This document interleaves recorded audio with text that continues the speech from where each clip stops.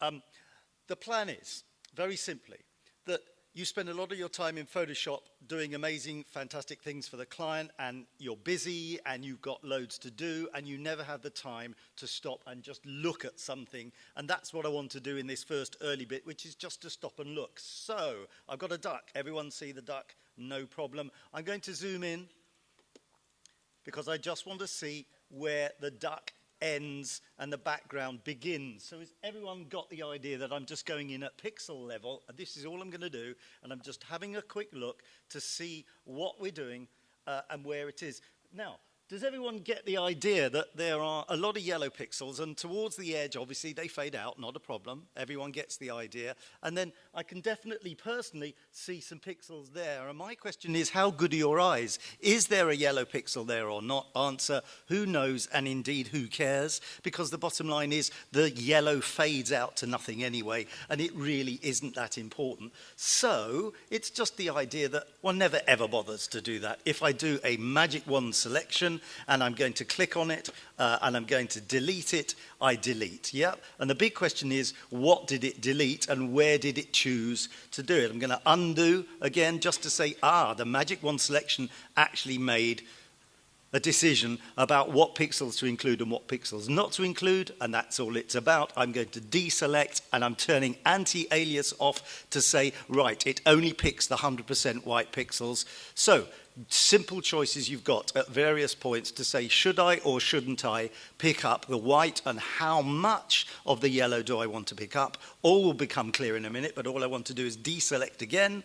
and I'm simply going to take my tolerance up to, let's say, 80 or so, do a magic wand again. Does anything much change? And the answer is, yeah, occasionally it does, and occasionally it doesn't. Nothing seems to have changed going up the slope, but when I deselect and then I come back and take it down to, let's say, 15, I definitely get a sense now that some pixels are included in the selection and some aren't. No big deal, none of this is really important, but it's just something that you never have time to pay attention to when you're there. So here's what we're going to do. We're just going to get a new layer. We're going to put it underneath the duck. We're going to fill it with some kind of lovely green, no problem. I'm going to deselect and fill with green. It's, of course, not visible at the moment because the duck's completely covering it up.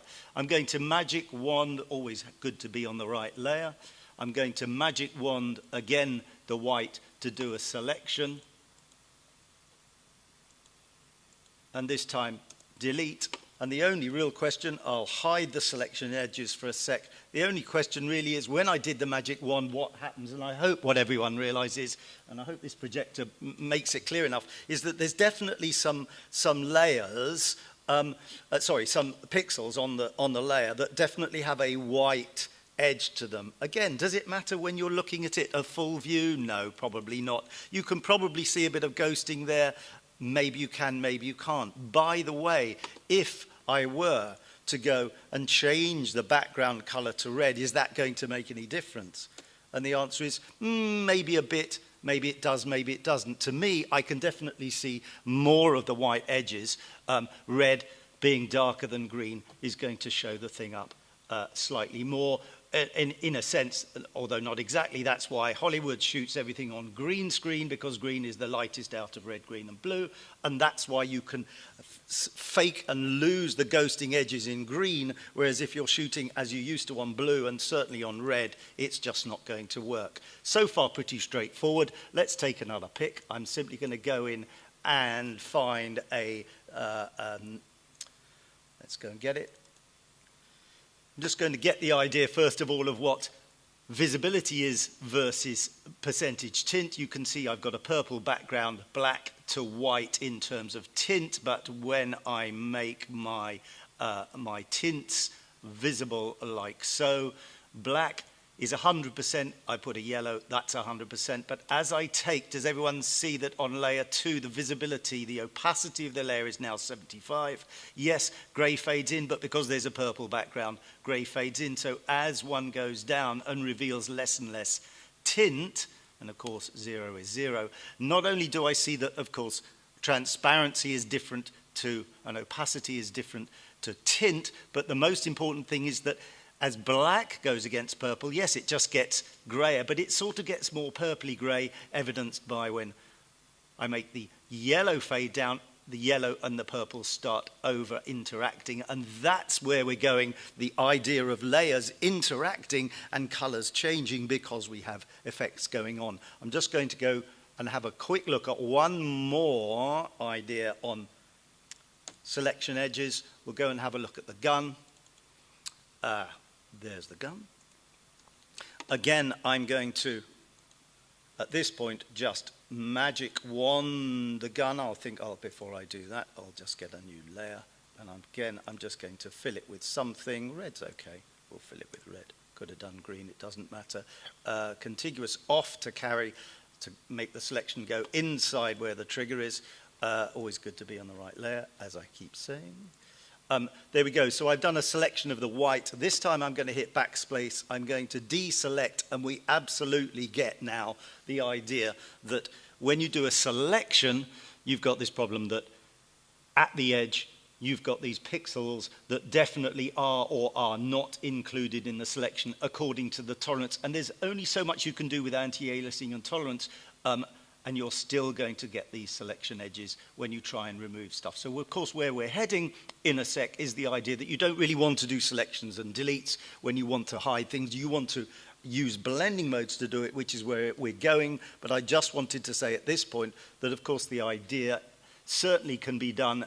People might be aware of it, that under layer matting defringe, you have the ability, everyone keep their eye on the white bits of the pixels, you have the ability to actually blend the pixels by defringing them. And the big question I want to know is, does it delete pixels or does it blend them in? I'm going to undo in history and redo, and I hope everyone sees that actually what it's doing is it's turning, with defringe, it's definitely doing a good job of turning pixels in from white into blending them in the background. So again, selection edges, definitely something that's worth thinking about in terms of defringing alone. Look, does everyone see the little fingernail? What happened there? I had contiguous off.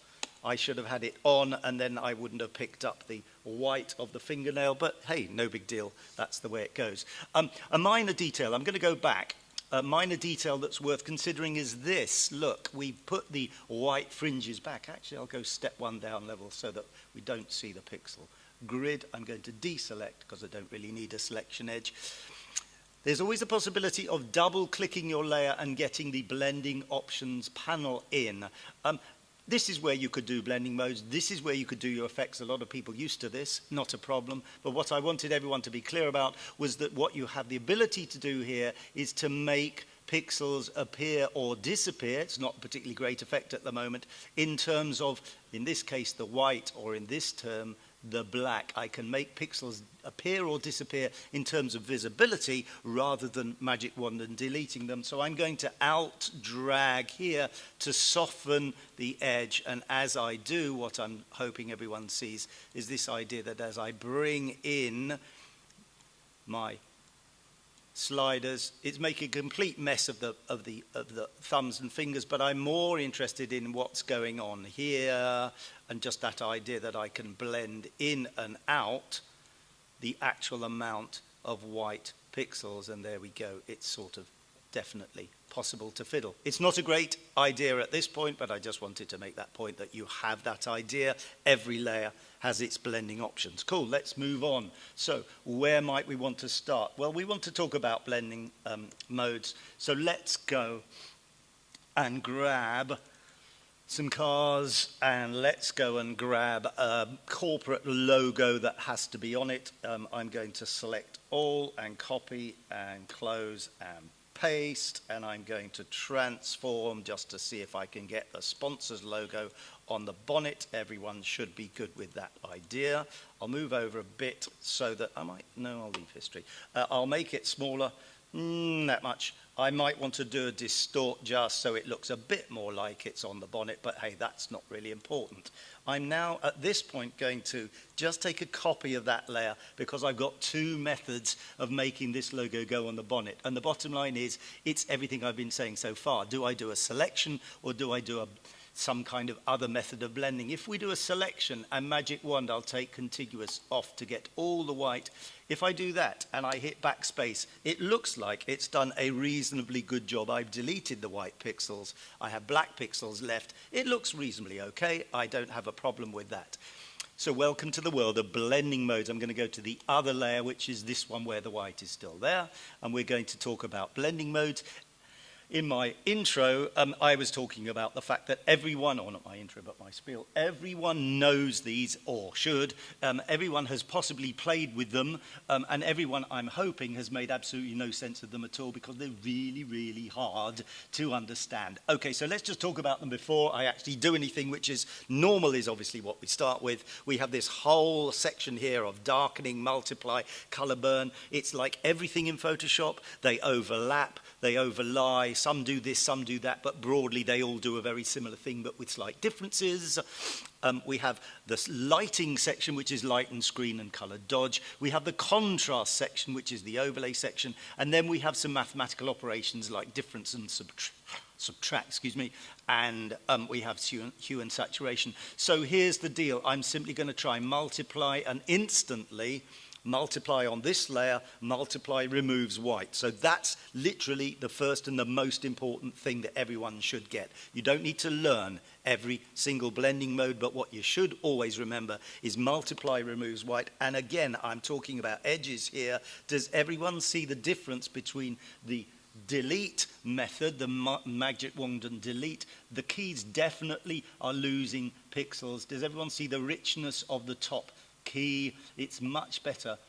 It's lost a lot less of its pixels, but here it's just looking ragged and whatever. So one simple click in blending modes to make the white multiply. And of course the nice benefit of that is I've never actually got rid of the white, so if I needed to put the white back again, I could simply change the blending mode.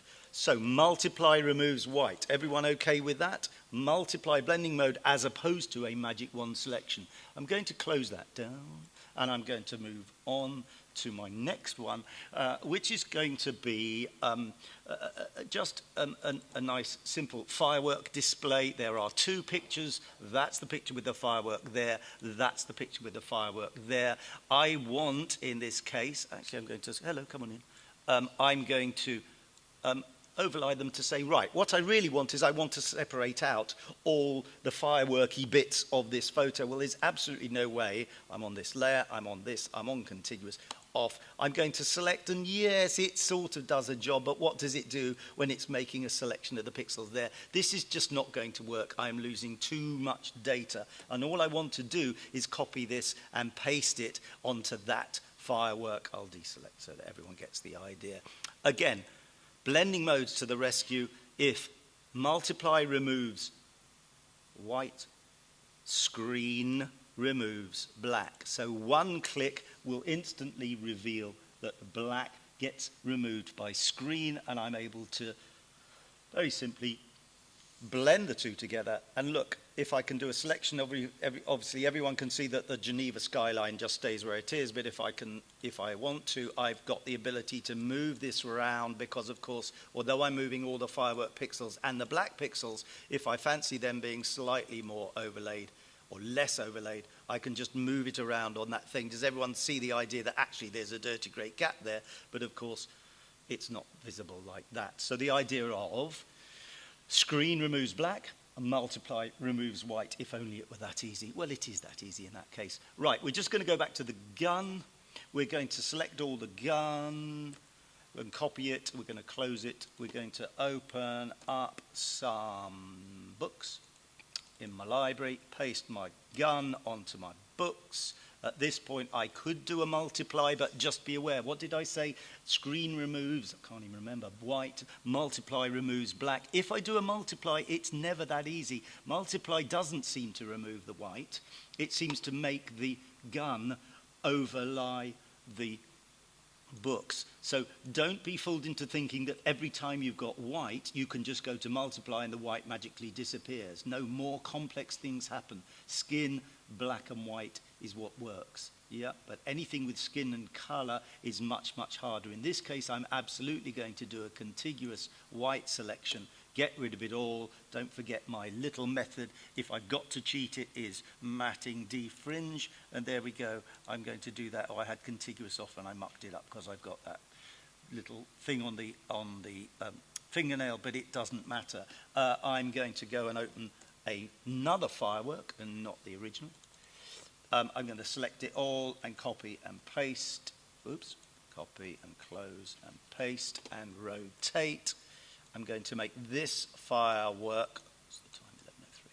11:03. There. So what was the idea? The idea was that screen removes black, and so I'm able quite simply to give myself, let's put it underneath the gun, I'm able to, without much difficulty, give myself some gunfire. It doesn't quite look like it's at the right angle. There we go. Give myself some gunfire by using a screen mode on the firework. I wanted to remind everyone that you can double-click the layer and do this, and if anyone thinks, oh, excuse me, cancel that.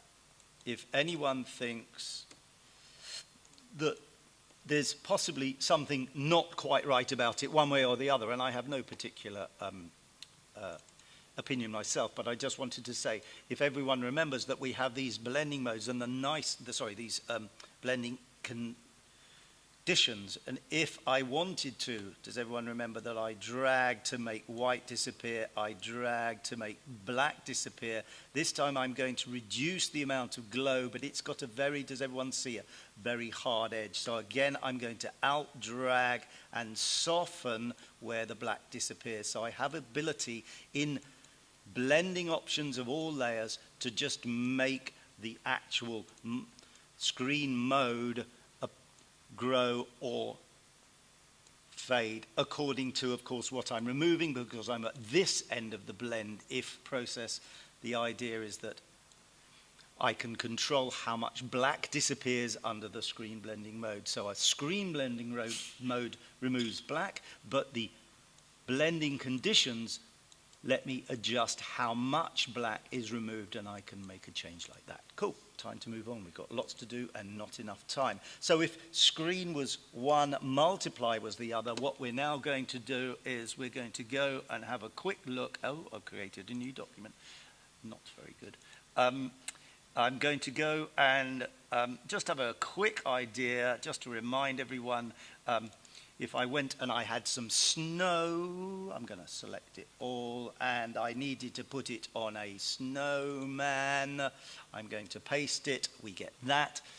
It's not pure black and white, was the simple point I want to make here. So it's not a problem to instantly, was it screen or multiply? I can never remember. I'm always having to click on them until I get it right. I'm going to have a go at screen. Yes, indeed, it was screen. So I've got my snow on my snowman. But does everyone see there's definitely a blue tinge at the bottom? Because, of course, if I go back to normal, you can remember that it was not black and white. It was black and a fade to blue. I'll go back to screen. But all I'm going to do is I'm going to add simply a black and white filter as an adjustment layer to force the entire blue thing to become black and white. And I've got that idea that it was blue, but I can just cancel the light and make it black and white with a black and white adjustment layer. So there we go, snow on my snowman without any difficulty at all, using, again, a very simple idea of a screen blending mode. Right. Let's have a quick move on. Where might this be useful? Here it might be useful. You're given the opportunity to design a web button. I'm going to put it on a new layer. It needs a glassy effect. I'm going to go for black and white. I'm going to, no, I'm not going to go for black and white. I'm going to go for dark orange on one set, and I think we'll go for a creamy color on the other. The idea is that I'm going to gradientify from, it's got to be the other way around, gradientify from top to bottom like so. There's my glassy effect. Maybe it looks good, maybe it doesn't. It's not really a problem. The only problem arises, just move that around. The only problem arises, of course, could knock it back a bit. There we go. The only problem arises if someone said, no, but it wasn't an orange button, it was something else. I'm just going to do a simple hue and saturation adjustment. And of course, the problem is that as you change color, the fade continues to be orange to blue, no good to anyone at all. So I'm going to undo all of that. And I'm going to create a new layer. Yep. And instead of light orange to dark orange, I'm going to go a gradient of, I can never remember if it's white to black or black to white. No matter how many times I rehearse it, I always get it wrong. I've gone for a new layer, black to white. Now, what do we say? Screen removes white, multiply removes black, or is it the other way around? Can never remember. Yeah, I got it back to front. I always get it back to front. So all I need to do now, of course, is change it to, I don't know, was it that one? Oh, God, it worked. That one. How about that? We'll knock it back again slightly. Not much difference to what I had before, obviously. But, of course, because it's actually a black to white fade, all I need to do now to change my button any way I like is to just keep changing. And, of course, because there's no color in the glassy effect, whatever color the button goes, the glassy effect goes with it. So, again, a nice, hopefully, use of a screen mode to get rid of color. Like so. Screen blending mode, multiply, fantastic. We've got to move on because we must do overlay. So I'm going to go into the overlay mode and we're going to shoot straight off to my lovely French canal, part of my beautiful French holiday a couple of years ago. No, didn't want to do that. That was silly. Look, if black and white were all about screen and multiply, overlay is about 50%. And the most simple thing you can do with overlay on some pictures is make a contrast. Ordinarily, I'd absolutely want to go and make a curves adjustment layer, maybe oomph the up with a famous S-shaped curve. That looks absolutely fine. Totally happy with that. I don't know what this projector looks like. It's looking great down here. Actually, it doesn't look too bad there. So I could go and make an adjustment layer to oomph the contrast, but sometimes all a picture needs, I'm going to duplicate the layer. All a picture needs is to go into the overlay mode to give it some contrast as well.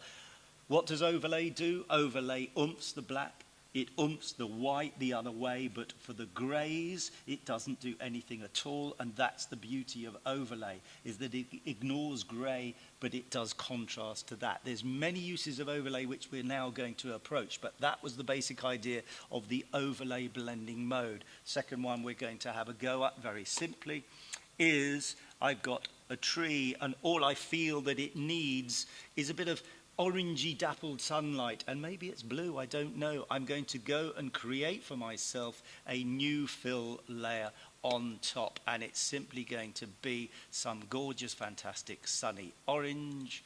That's great. Again, overlay to the rescue.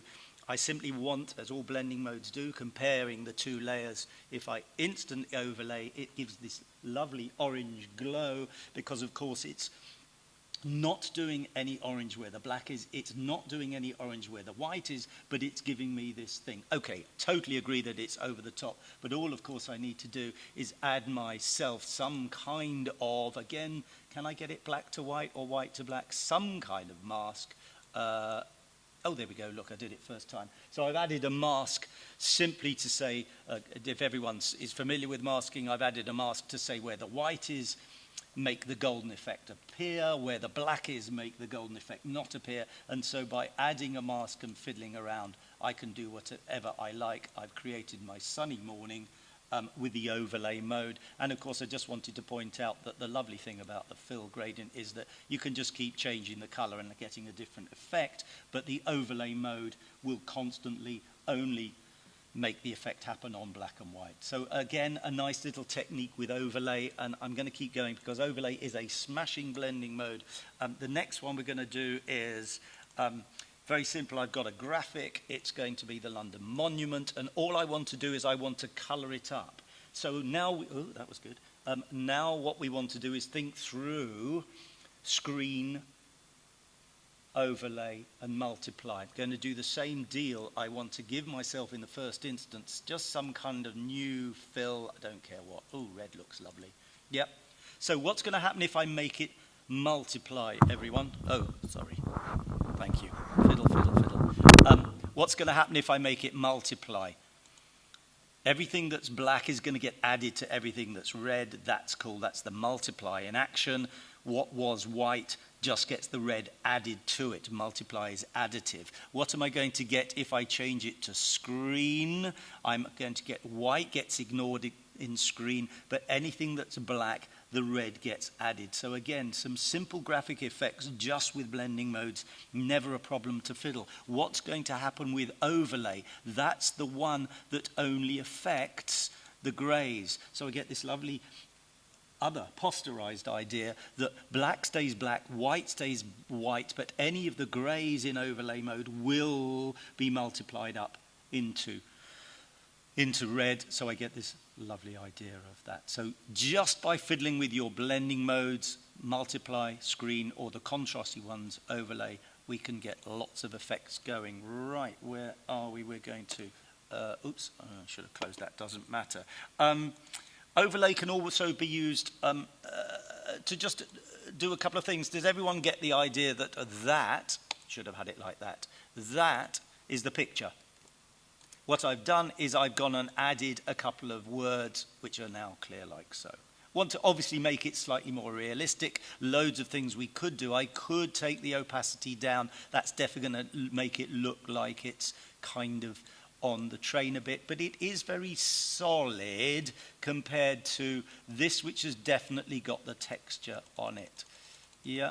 So the bottom line is, again, what's overlay blending mode going to do in this example? It's just going to let a bit of 50% grey show through. So overlay in terms of distressing here, really quite nice to make it realistic.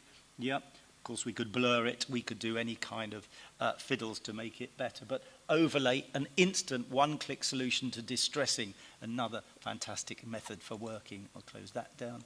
And I'll close that down. Right, I don't know if people do much sharpening, but when we go and take, I'm going to go and get Moz. There's Moz. He's quite blurred, and the most common thing people will want to do is go filter, sharpen, unsharp mask, and start fiddling. And there we go, I'm able to sharpen it up, no problem. The only problem is it does sharpen everything. And what I might want to do is only sharpen the white bits and the black bits in the edges, but I don't want to sharpen the greys in between. Same deal. I'm going to duplicate the layer, and I'm going to go straight in to overlay. No, I'm not going to go straight into overlay. What am I talking about? I'm going to go straight into making it a high pass filter. Other, high pass, that makes it grey, and by adjusting the slider, what I hope everyone can see is the high pass filter gives you edges, and that's what I need for sharpening. So the high pass filter in this case has shown me some blacks, shown me some whites, but in the middle it's not done much. Where I've got greys, I know the overlay blending mode isn't going to work. Where I've got blacks and whites, I know it is. So I simply am going to go to overlay as a blending mode, and instantly I have this idea that I can sharpen. I hope everyone can see it because it's quite subtle. I can use the overlay high pass sharpen method rather than mucking around with the actual pixels. Of course, the beauty of this is the original is still there, so one, again, if one needed to, one could mask all kinds of things, whereas sharpening the image, it's not really going to work. So there we go. Sharpening done. Let's have a quick look at something else. What we might want to do is we might want to do some enhancement of this. If everyone knows dodge and burn, I'm going to go and find my dodge tool. It's just a saxophone on an empty layer.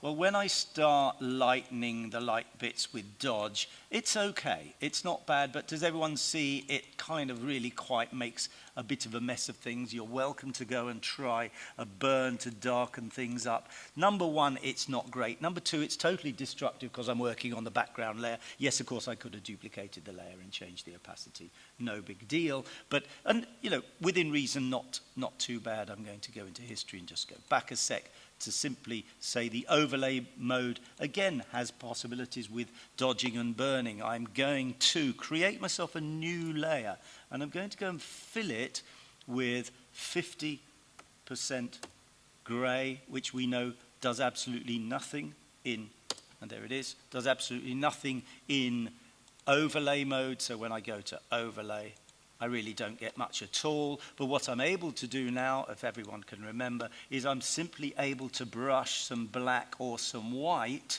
and I'm going to make it a big brush, and I'm going to reduce its opacity all the way down to something really subtle like 18, and I'm just going to brush some black. I'm going to brush some black in. I'm going to brush some white in. I'll make the brush a bit smaller and brush in some highlights. And I hope what everyone can see is that all I've really done is brush black and white here. And if I wanted to, or rather if I did make it too clunky, I'm going to make it splodgy like so. Yep, if I overdo it, I always have the ability to blur this whole layer. I'll blur it just slightly. So I smooth out the blend. So the idea is that I'm able to fiddle with dodging and burning on an individual, separate, independent layer using the overlay mode. As I say, overlay, can't get enough of it, and that's pretty good. I've got some steel. I'm going to do the absolute classic steel effect. We'll make it bigger. Oop, didn't really want to do that. We're going to make it bigger. Stop, go away.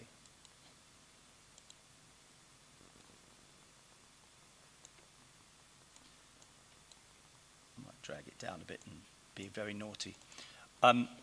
Overlay mode, what's it going to do? Of course, it's going to show through the black and white of the steel like so. So far, pretty straightforward, but not a problem. It's just a quick way of showing it through. What I really would like to do, however, is add myself some kind of, let's say, outer bevel. So I'm going to bevel and emboss. I'm going to go outer bevel on you.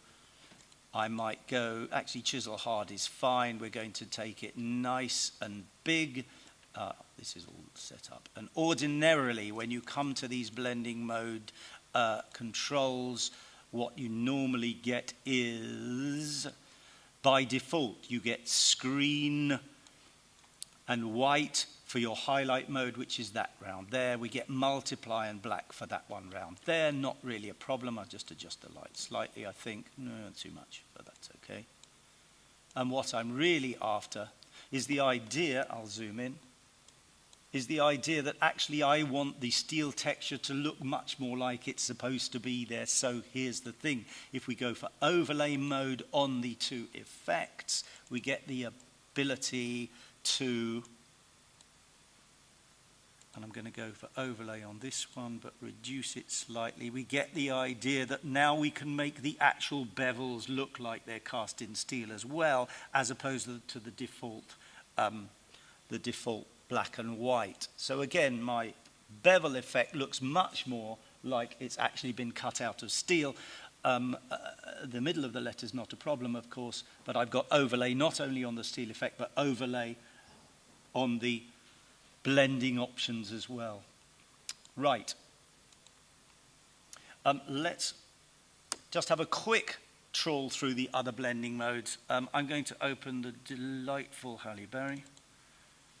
I'm actually going to go and make her a black and white for a sec. So I think what we'll do first of all is we'll add a black and white filter. We'll then go and add a new fill layer. Again, beautiful colored gold, looks good to me. But I'm going to copy this color, this is not part of the technique, but I just wanted to remind myself what this color is. I'm going to copy the hex value of the color. I'm then going to create myself a new layer, simply to put a little strip of that colour at the top of the new layer so that when we go into the, no, I haven't put it in the colour yet. When we go into the blending modes, and then finally I will fill that with that. When we go into the blending mode, deselect, of the fill layer, we'll be able to just compare what the effects are. So let's remind ourselves, multiply did that. It got rid of, just did an undo. Oh, I've got my stupid thing on. Sorry, everyone. Multiply adds the colour. Yes, I think there's a fair enough colour fidelity with the actual colour that I chose. It's not too bad. Does everyone see that the earrings and the lips, everything gets multiplied? Let's trawl through them. And this is the bit that everyone, I think, has ever, if they know Photoshop, has played with, and just, it's random. By the way, does everyone know that if you go to the Move tool, you can go Shift plus to shuffle through these? So I'm going to go back up to normal. I'm going to go Shift plus to go to dissolve. No, I'm not. Hello. Should be able to. Not letting me do it anymore. I'm going to go to darken. So darken makes it very green. Try Shift plus. No, it stopped working. How about that? Multiply was the one that looks fairly faithful to the original colour, but not too bad. Colour burn definitely gives you more contrast, but what I would point out for colour burn, everyone, is look, the white bits of the earrings and the lips, by the way, are absolutely, the white highlights are white. So a tiny deal about colour burn is it will leave white completely white and black completely black. I quite like colour burn. Again, it's very green compared to that. Linear burn is the one I think that's most faithful in terms of colour. So these are all just variations of how the things go together, and no one ever uses darker colour, obviously.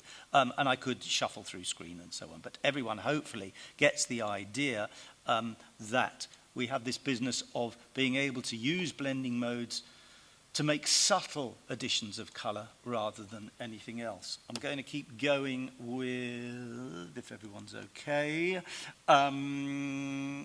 Right, the idea, of course, that we have frequency separation, and frequency separation is a complex use of blending modes, but all I'm going to do and rattle through it in, God, it's 11:25, rattle through it very quickly is duplicate both layers.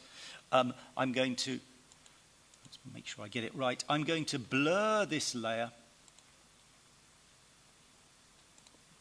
and not too much, like so.